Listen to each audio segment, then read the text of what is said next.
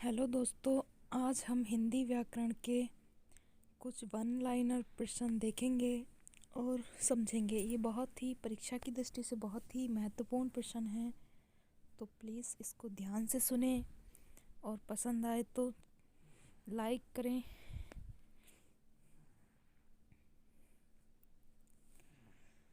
पहला प्रश्न है, जिस भाषा में शासक या शासन का कामकाज होता है उसे कहते हैं। तो उसे क्या कहते हैं?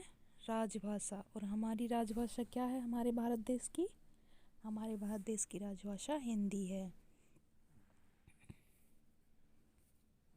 फिर दूसरा प्रश्न है, हाटक किसका समानार्थी शब्द है?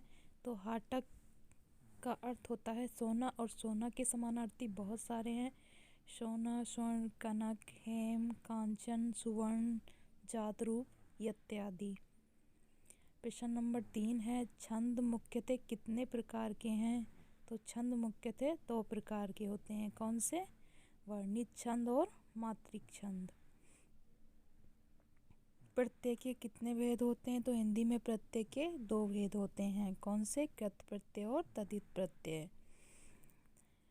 महाकाव्य में कम से कम कितने सर्ग होते हैं? तो महाकाव्य में कम से कम 8 सर्ग होते हैं। भरत मुनि के अनुसार रसों की संख्या क्या है? तो भरत मुनि के अनुसार रसों की संख्या 8 है।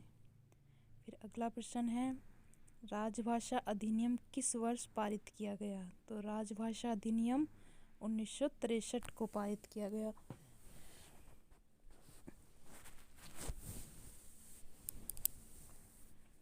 बोली को अन्य किस नाम से जाना जाता है? तो बोली को अन्य नाम से विभाषा नाम से जाना जाता है, या क्षेत्रीय भाषा। अगला प्रश्न है प्रश्न नंबर 9, संचारी भाव को अन्य किस नाम से जाना जाता है? तो संचारी भाव का ही नाम व्यवहारचारी भाव भी है। संचारी भाव के कितने प्रकार हैं? तो संचारी भाव के 33 प्रकार हैं। प्रश्न नंबर 11 देखते हैं, वर्ण किसे कहते हैं? तो वर्ण वह छोटी से छोटी ध्वनि जिसके टुकड़े ना किए जा सकते हों उसे कहते हैं। कैसे? का, खा, गा, घा, ये वर्ण कहलाते हैं। प्रश्न नंबर 12, वर्ण कितने प्रकार के होते हैं? तो वर्ण 2 प्रकार के होते हैं। वैसे तो 3 प्रकार के होते हैं, उसमें एक नहीं, वर्ण 2 ही प्रकार के होते हैं, स्वर और व्यंजन। हिंदी में वर्ण 2 प्रकार के होते हैं, स्वर और व्यंजन। प्रश्न नंबर 13 है, स्वर किसे कहते हैं? जो अक्षर को बिना किसी अन्य वर्ण की सहायता से बोला जा सकता हो उसे स्वर कहते हैं। जो भी अक्षर किसी अन्य वर्ण की सहायता के बिना बोला जाए उसे स्वर कहते हैं। उदाहरण के लिए आ, ई, उ, ए, ऐ, ये सब क्या हैं? स्वर हैं। और हिंदी में स्वरों की संख्या कितनी है? तो हिंदी में स्वरों की संख्या 11 है, लेकिन 2 अयुग्म मिलाकर 13 हो जाते हैं। मूल स्वर 11 ही हैं। प्रश्न नंबर 15, व्यंजन किसे कहते हैं? जिन अक्षरों को बोलने के लिए स्वर की आवश्यकता हो उन्हें व्यंजन कहते हैं। जैसे का, खा, गा, घा, ये सब व्यंजन कहलाते हैं। प्रश्न नंबर 16, हिंदी भाषा में कुल कितने व्यंजन हैं? तो हिंदी भाषा में कुल 39 व्यंजन हैं। 39 यानी 39। वाक्य किसे कहते हैं? तो शब्दों के सार्थक समूह को वाक्य कहते हैं, यानी जो शब्दों का समूह किसी विशेष किसी चीज़ का अर्थ हो, जिसमें शब्द सार्थक हो और उस वाक्य का भी कोई अर्थ निकल रहा हो तो उसे वाक्य कहते हैं। अर्थ की दृष्टि से वाक्य के कितने भेद हैं? तो अर्थ की दृष्टि से वाक्य के 8 भेद हैं। रचना की दृष्टि से वाक्य के कितने भेद हैं? तो रचना की दृष्टि से वाक्य के 3 भेद हैं। शब्द किसे कहते हैं? वर्णों के सार्थक समूह को शब्द कहते हैं। व्याकरण के अनुसार शब्दों के कितने भेद हैं? व्याकरण के अनुसार शब्दों के 5 भेद हैं। इन्हें हम पद भी कहते हैं। संज्ञा, सर्वनाम, विशेषण, क्रिया और अव्यय, ये सब क्या कहलाते हैं? शब्द कहलाते हैं, या हिंदी में पद कहलाते हैं। प्रश्न नंबर 22 देखिए, तत्सम शब्द किसे कहते हैं? शब्दों के शुद्ध संस्कृत रूप को तत्सम शब्द कहते हैं, या जो संस्कृत से जैसे के तैसे ही हिंदी में प्रयोग हो उन्हें तत्सम शब्द कहते हैं। तद्भव शब्द किसे कहते हैं? तद्भव संस्कृत शब्दों के बिगड़े हुए रूप को तद्भव शब्द कहते हैं, यानी वह शब्द जो अपना फेर बदल करके भाषा में प्रयोग किए जाते हैं वह तद्भव कहलाते हैं।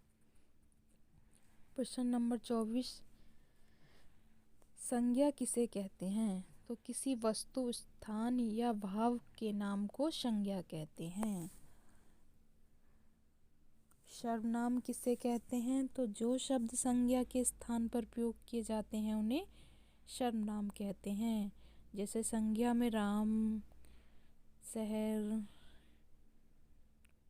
दिल्ली, मेज, खुशी, ये सब क्या है? संज्ञा है। लेकिन अगर हम सर्वनाम बोलेंगे तो वह, तुम, कोई, कैसे, ये सब क्या है? सर्वनाम।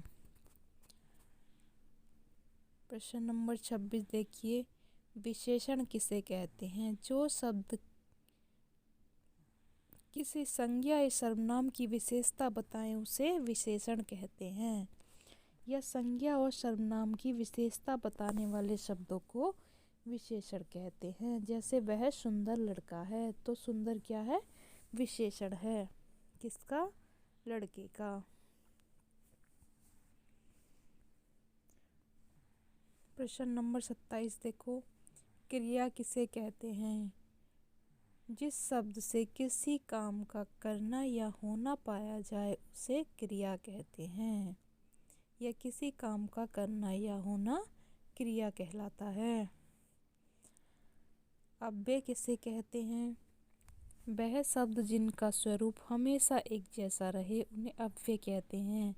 यह लिंग, वचन, क्रियाकर्ता, इन सब के आधार पर उनमें कोई परिवर्तन ना हो। लिंग, वचन, काल के अनुसार हमेशा एक जैसे प्रयोग होते हों वह अव्यय कहलाते हैं। जैसे इधर, उधर, धीरे, धीरे आदि।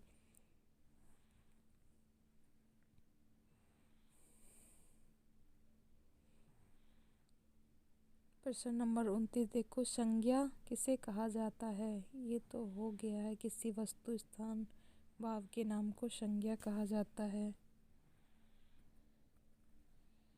सर्वनाम भी हो गया है।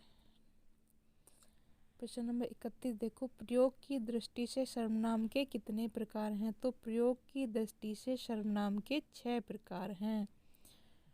अगला देखो, विशेषण किसे कहते हैं? जो शब्द किसी संज्ञा या सर्वनाम की विशेषता बताएं वह विशेषण कहलाते हैं। ये सब हो चुके हैं। चलो ठीक है बेटा।